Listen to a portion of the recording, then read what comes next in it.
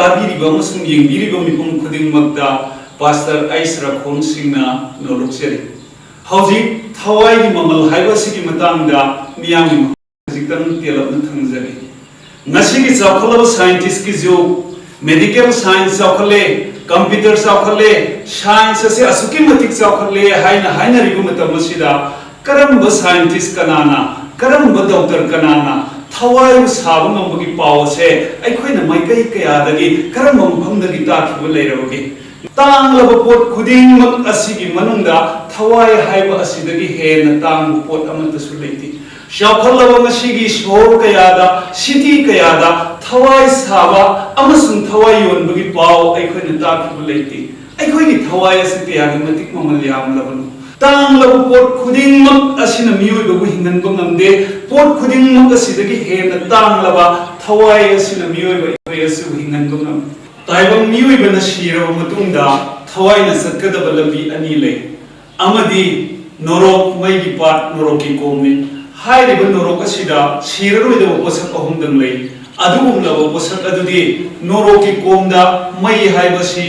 lomba naidaba matam adu phawba ngarang chaktuna maili thong chaktuna leigani ani subada norokta shiroidaba posak adudi miyoibagi thawaini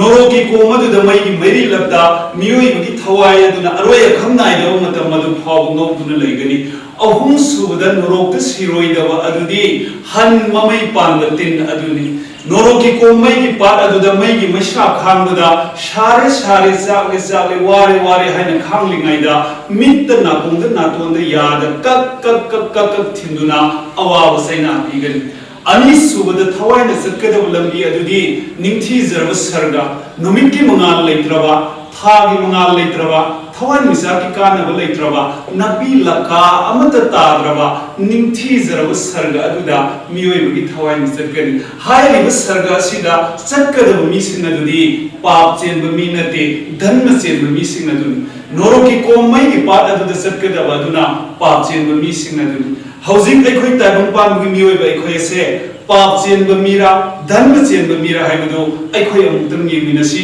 romeo pandu ahungi pada kurumdoi gi matung ina maramdi mi pungnamak pap cheli hain haibi mi pungnamak haibasida prithvi da leiba pokhraba pokliba polakadaba pungnamak ase mi pungnamak haibasigi manungda yawbagi maramna aikhoi mafam asida leiriba mafam asida tilliba mafam asida pokliba aikhoi khudingmak asisu mi pungnamak haibasigi manungda yawi maram aduna aikhoi gi thamoi nungda काम क्रोध लोभ मोह मत मसर्जा यिन उत्तर कसे कोई की थमुइ नुंदे लई मरम मदुना कोई से तसेंग न पाप चेन ब मीनी आई कोई से फतब मीनी हाय से तसेंग न मसिदगे कोई उब फम आई कोई न पाप चेन ब मी वई बगी मरम दी आहान ब ईश्वर सेंबी खबा आई कोई इबुदौ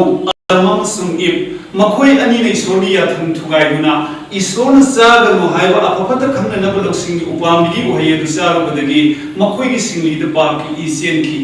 मखोई की सिंगली द पाप की इसेन की दुना मखोई की धरा द पोलखरबा मखोई की मसा ओइखरबा मसु ओइखरबा इखोई मखोई की सुथांग ओइखरबा न थांग ओइखरबा इखोई असिसु पाप चेन द मी ओइरे मरमदी एस न नारब नुपा अमगा एस न नारगी नुपी अमगा मखोई अनि दुना युबा नरब पोप मचा दु एस न नावा अदुगुना पाप चेन ब आदमम सु ए मखोई अनि की धरा द पोखिबा आइखोई खुदिंग मगसे तसेंग न पाप चेन ब मी ओइरे आइखोई पाप चेन ब मी ओइरबनिना आइखोई पाप तवि पाप की अतोंबदी लोंबना आइदन नांग सालग नोरोकी को मैगी पाप अदुदन अदुबु ईश्वरना आइखोई बु कयामु यामना नुसीबिबनो ईश्वरना आइखोई बु कयामु यामना नुसीबिबनो हाइबसे असेंग शास्त्र बाइबल की वहाय अदुद मयक सेंग उब फमी जोन पदु अहुंगी पद तरागत तरक मरमदी ईश्वरना ताइबुं पानबु असुम नुसीबिरे हाइबनि उमो माके अमत नाइबु मचा निपा दु बिबिरे मचा निपा अदुबु थाजब मी खुदिंग न मांगदुन लोंबना आइद हिंग फुनन ईश्वरना आइखोई ताइबुं पानबु मियोय बसबु कया की मतिक नुसीबिबु आई पान आई नुसीबुगी मरम नाइबु कन्नन वरान खोम पीनन माइ पुंसीबिबु नमदे आई मान आई कन्ननबा मागी पुंसीना रान खोम पीबु नमननबा मागी पुंसी दु पिथोपु नमदे इपा इमा अनि बु कन्ननबगी दमक्ता आई पुंसी सो आई पीबु नम ngamde adubu isona taibang panbagi mioiba aikhoibu nungsibibagi maramna mahaki amata ngaiba masanipa ibungo Jesu Krista ado paap jelaba paapi aikhoibu kanbinanabagi damukta taibang panda thabire mahak ado paap haibadu phul leirik amata padraba misami adubu huran bataku phattaba anigi mayaida paap haibadu phul leirik amata padraba ibungo Jesu Krista ado kalbari gi singthak aduda makokta tingkhangi lohuk uktuna makhutta yopi thaduna makhongna yopi thaduna pungokta tana thinduna huran bataku amhomna mahak sikhi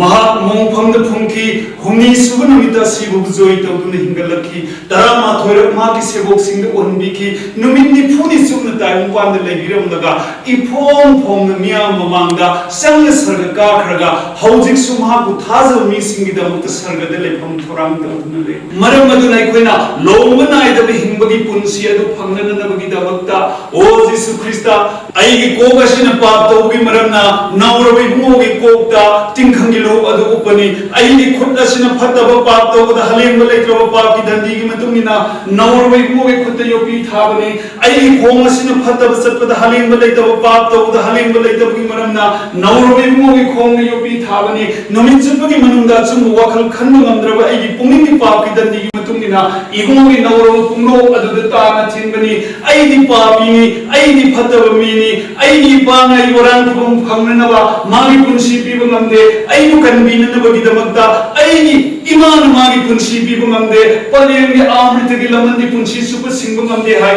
imagi amritagi laman singbu ngamnanaba masa aini punsi imagi damakta bibu ngamde aini silasini Jesu Krista nangdi singi laini nangdi saib singi ni haiduna thina zairaga imon hamna aibu nungsibugi maramna nangdi punsi edu bibi nangna sita sing namak aini kanbibu mapuni nanai tolabi paap jelaba thawai hakchang ani makse imu nani khuya khada mamal leitana kapchari nanai sangolgi hen mol laba thamoi nusida imu nani ning thawoina panbiu nangna se ai kanbiba mapuni haiduna pungning hongduna Jesu Krista bu thajabni khuding magna lomba naidani hingba phangani haujik makasi pungning hongbagi sapsaba matamni Jesu Krista na aikhoi bu kanbina na bagi damakta thorang tawduna leiri mahakbu thajabna natana aikhoi lomba naidani hingbi punsi phanglaroi atya sigi makhada Jesu Krista haiba mingna sinatana aikhoi paptagi kanbina na ba atei minga mata leite